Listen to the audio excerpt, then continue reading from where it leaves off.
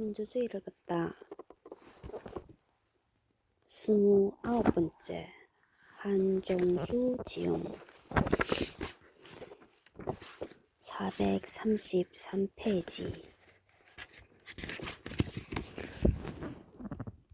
민주원래란 5페이지 원래는 원래 제주도 말로 놀멍 쉬멍 걸으멍 하면서 자연 풍광을 즐기는 걷기 행사이며 자발성, 개방성, 다양성을 특징으로 합니다. 이를 모범 삼아 민주원래는 도심의 민주주의 역사 현장을 함께 걸으면서 자유롭고 여유로운 원래의 기본 정신과 특징을 살리며 진행합니다. 민주원래는 2010년 시민주권이라는 시민단체에서 3.1, 4.19, 60 등 우리나라 역사에 큰 영향을 미친 기념일에 그 흔적을 찾아 기념하자는 취지로 시작하였고 2013년 4월 19일 민주원래는 서울시 교육청이 주관하여 대규모 행사로 열리기도 했습니다. 이렇게 3년 정도 활발한 활동을 보였지만 주최 측의 여러 사정으로 인해 중단되었습니다. 그러다가 이 책의 대표 저자 한종수와 올레길 기획자 강욱천을 중심으로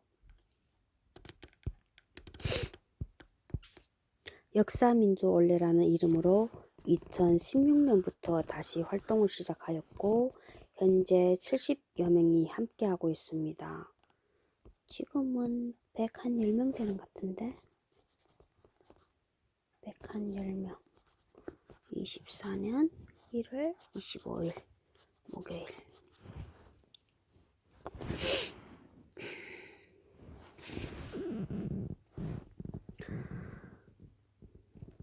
지금 또 취지에 공감하는 이는 누구나 환영하며 함께 걸을 수 있습니다. 민주원래 모임은 순수 민간단체이지만 남산 남행동 코스는 민주화운동기념사업회, 관악민주원래는 관악구청과 함께 진행하였습니다. 이 책은 역사책이기도 하지만 인물이 주인공이 아니라 공간이 주인공인 가이드북에 가깝습니다. 따라서 한 인물이 여러 올레길에 등장하기도 합니다. 예를 들면 박종철 열사는 남산, 남영, 부산, 60, 관악민주원래까지 4번이나 등장합니다. 공간 역시 그런 경우가 적지 않은데 예를 들면 옛 미 문화원은 4.19와 60 민주원래에 나오며 서대문 형무소는 3.1과 4.19에 모두 등장합니다. 이 책의 이런 구조는 다소 혼란을 줄 수도 있지만 다양한 각도로 볼 수 있는 장점도 있으니 독자 여러분의 양해를 구합니다. 민주원래 모임에서는 계속적으로 올레길을 개발하여 올레에 참가하는 올레꾼들이 친구나 가족들과 함께 즐거운 마음으로 함께 걸으며 역사적 의미도 되새길 수 있도록 노력할 것이며 향후 2번째 책으로 독자 여러분들과 다시 만날 것을 약속드립니다.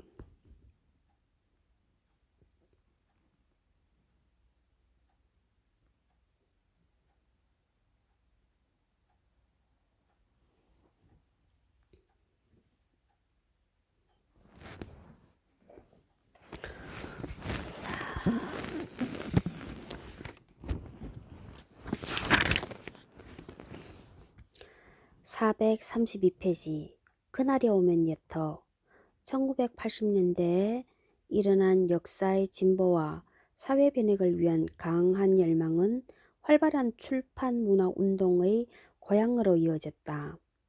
인류 역사의 진보를 위한 수많은 실천적 경험과 이론적 축적을 번역하고 정리하였으며 자연스럽게 많은 인문사회과학 출판사들이 탄생했다. 또한 이런 책들을 유통할 수 있는 인문사회과학 전문 서점들도 등장하였다. 이들 서점은 책뿐만 아니라 다양한 형태의 선전물, 민중가요, 음반 등의 유통 경로 역할도 맡았다. 이 서점들은 더 나아가 사회 변혁을 위한 투쟁의 이론적 토대를 제공하고 일상적 생활 영역에서부터 투쟁의 후방 보급 기지에 이르는 운동권의 사랑방 기능까지 함께하는 공간이 되었다. 대부분의 대학들 주변에는 이런 서점들이 있었지만 특히 서울대 주변에는 모두 7곳이나 되는 인문사회과학 서점이 있었다. 그중 늦게 나타났지만 지금까지 존재하는 서점은 그날이 오면이다. 당시 서울대생들의 주된 활동 영역이었던 녹두거리, 현 대학동, 서림동, 전번에 본 거다. 녹두거리. 주변에는 80년대 초반 광장 서점을 시작으로 80년대 중반 전야서점, 열린 글방이 문을 열었고 1988년 초에는 그날이 오면이 설립되었다. 그때 학생들은 다양한 정치적 경향성에 따라 각자의 서점을 주로 이용하는 경향이 있었다. 전야서점은 주로 NL 민족해방 민주주의 성향의 학생들이, 열린 글방은 PD 민족민주주의 성향의 학생들이 이용하는 서점이었다. 그날이 오면은 정치적 편향성이 덜했고 녹두거리와 가장 가까운 지리적 조건으로 인한 편리함 때문에 다양한 성향의 학생들이 모두 이용하는 서점이 되었다. 서점주는 다양한 성향의 사람들이 서로 만나 어울리기도 하고 또한 공동의 투쟁과 소통을 통해 단결의 기운을 높이는데 간접적으로라도 기여해야 할 서점이 편향적으로 운영되어서는 안 된다는 생각을 가지고 서점을 운영하려 했다. 그날이 오면은 정치적 편향성이 덜했고 녹두거리와 가장 가까운 지리적 조건으로 인한 편리함 때문에 다양한 성향의 학생들이 모두 이용하는 서점이 되었다. 서점주는 다양한 성향의 사람들이 서로 만나 어울리기도 하고 또한 공동의 투쟁과 소통을 통해 단결의 기운을 높이는데 간접적으로라도 기여해야 할 서점이 편향적으로 운영되어서는 안 된다는 생각을 가지고 서점을 운영하려 했다.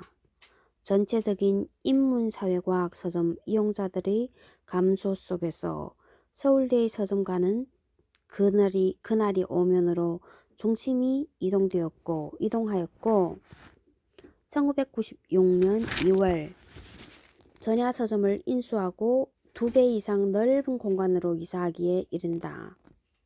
이러던 중 1997년 4월 당시 서울의 대표적 인문사회과학 서점인 그날이 오면과 고려대 앞의 장백, 성균관대 앞의 풀무질에 대한 국가보안법 위반 혐의의 탄압이 자행되었다.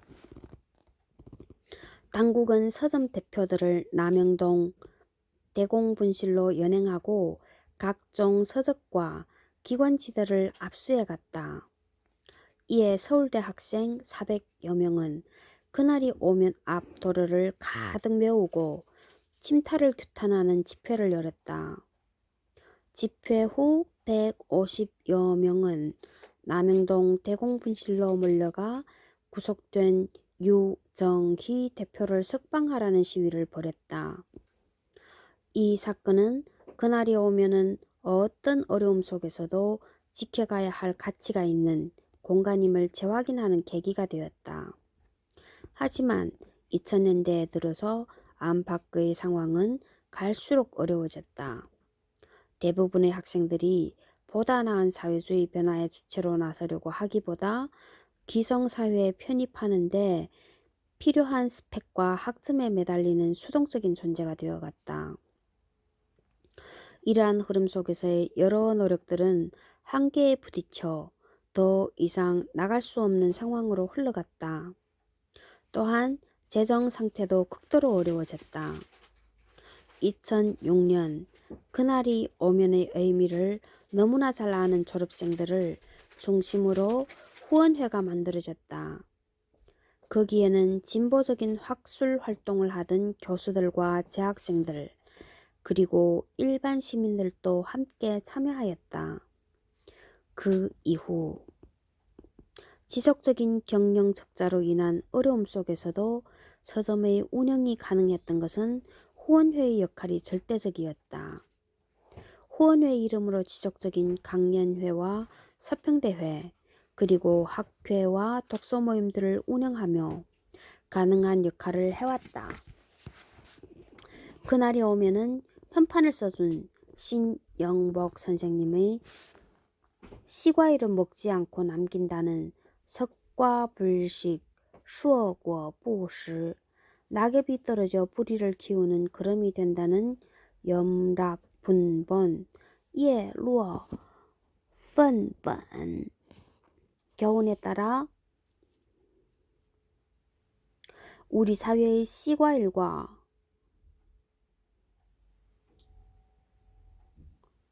뿌리라고 할 수 있는 인간적 가치, 인문학적 가치가 교류되고 소통되는 공간으로 끝까지 남아있기를 기대한다. 435페이지 녹두글이 암울한 시대 민주주의와 민중지향적 저항 문화의 현장. 1970년대와 1980년대 군사 독재 정권의 서슬이 벌은 시절 우리 사회에는 명동 성당이나 기독교 회관 같은 종교시설이나 대학 캠퍼스를 제외하면 자유롭게 민주주의를 외칠 공간이 거의 없었다.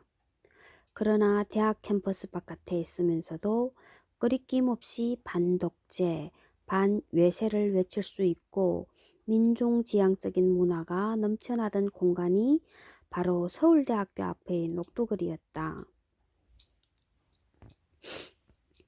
녹두거리에는 서울대학교 학생들이 넘쳐났다. 최고의 엘리트 집단으로 조용히 공부하여 무사히 졸업한다면 창창한 앞날, 권력과 명예, 부가 뒤따를 수 있는 위치에 있었지만 이들은 자신의 기득권, 출세 가도의 보증수표를 과감히 내던졌다.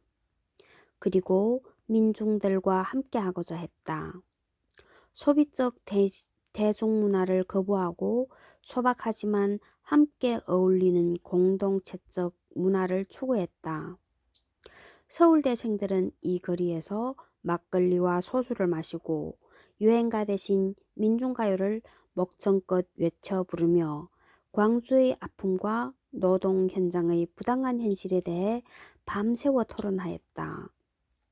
하숙집과 자취방에 함께 모여 감시를 피해 스터디를 하고 독재 정권을 비판하는 유인물을 제작했다. 하지만 녹두거리는 학생들만의 공간은 아니었다. 이곳의 주점과 서점, 하숙집과 자취방의 주인들도 학생들과 함께 시대의 아픔을 나누고 학생들을 보호하며 녹두거리의 문화를 만들어간 또 다른 주체였다. 이 거리 전체가 독재 정권에 맞서는 민주주의의 실천 공간이자 민중지향적 문화를 꽃피운 문화의 공간이기도 했던 것이다. 이전 당시 관악 캠퍼스는 서울 외곽에 위치하고 있는 데다 시내까지 나가는 통근 버스가 오후 5시 반이면 끊겼고 도서관과 연구실도 모두 6시면 문을 닫았다. 당연히 학교 바깥은 더욱 황량했다. 그저 봉천동 쪽에 약간의 주점과 하숙집이 있을 뿐이었다. 1980년에 와서야 도림천을 복개하고 길을 넣으면서 녹두거리 쪽에도 상가가 들어서기 시작했다. 그러면서 제법 규모를 갖춘 하숙촌으로 성장하였고 인근의 주점들이 등장하기 시작했다. 1981년 서울대 학생들이 단골 주점인 일미집이 봉천동에서 옛 289번 버스 종점 옆으로 옮겨오고 곧바로 학사 주점의 대표격인 녹두집이 문을 열었다. 또한 광장 서점과 녹두 서점이 문을 열고 식당도 여럿 생겨나면서 서울대 학생들의 생활 반경이 봉천동에서 신림동 쪽으로 옮겨오게 된다.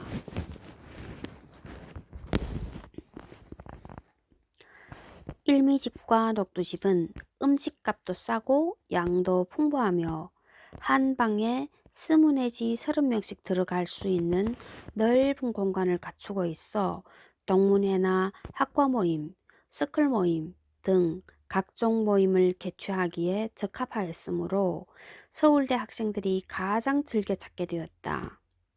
특히 함께 노래를 부르고 목청껏 토론하며 세미나 등 잦은 모임의 뒤풀이 장소를 찾던 운동권 학생들에게는 최적의 장소가 나타난 셈이었다.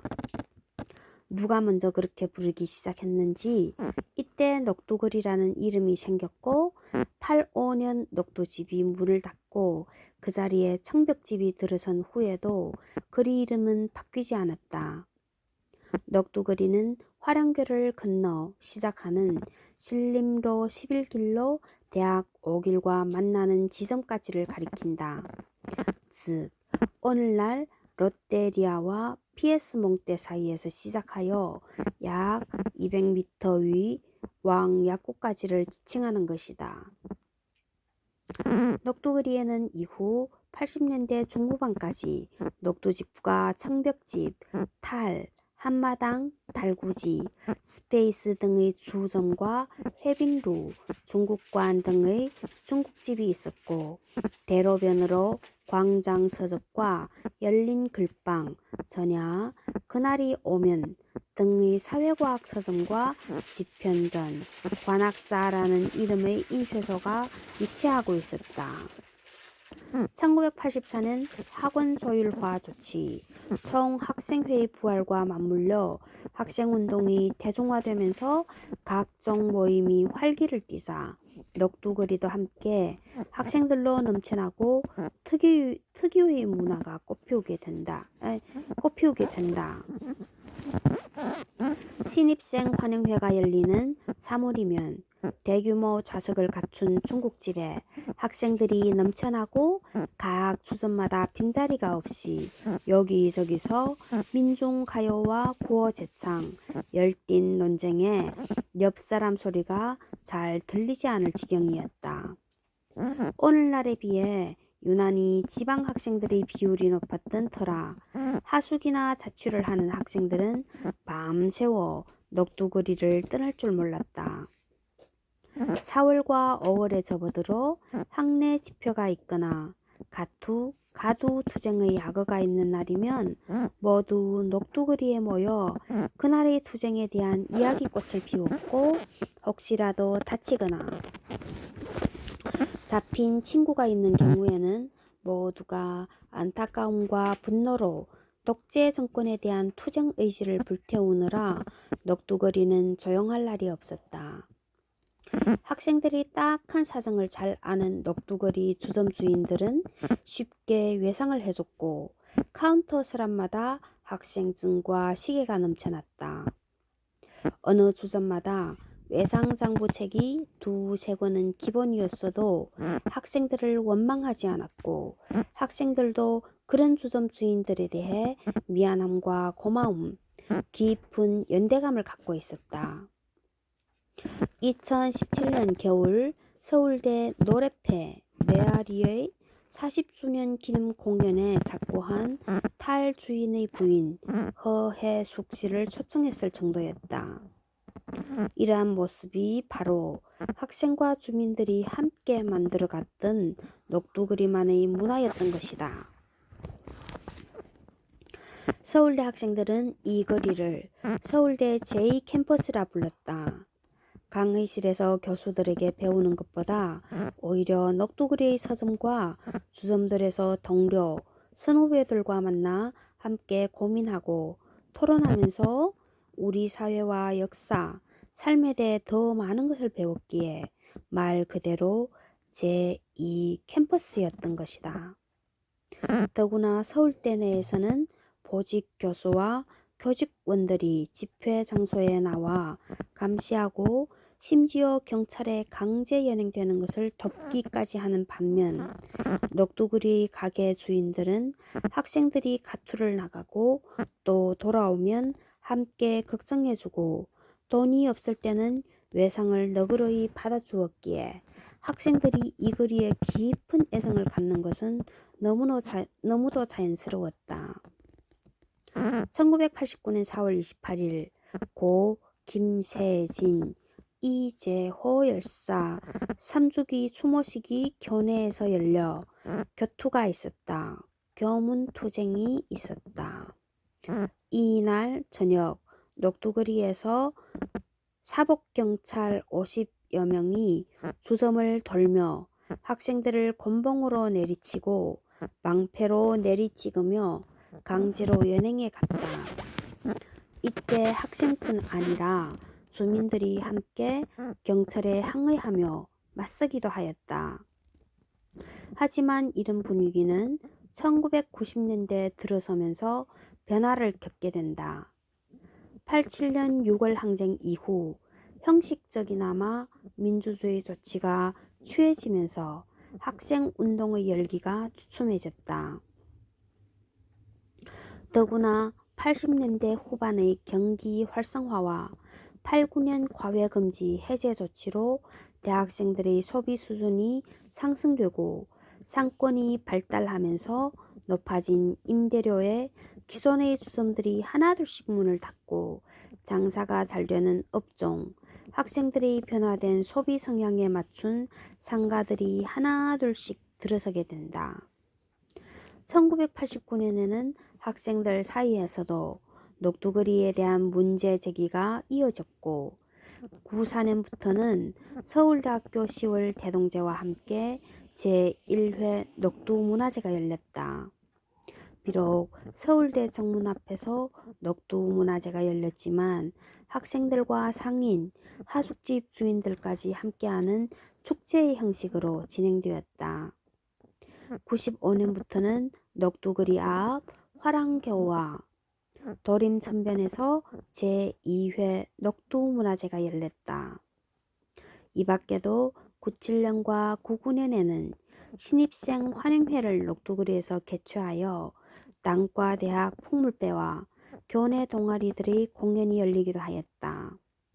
그러나 그 이후 서울대 학생들이 주관하는 녹두문화제는 더 이상 열리지 못했다.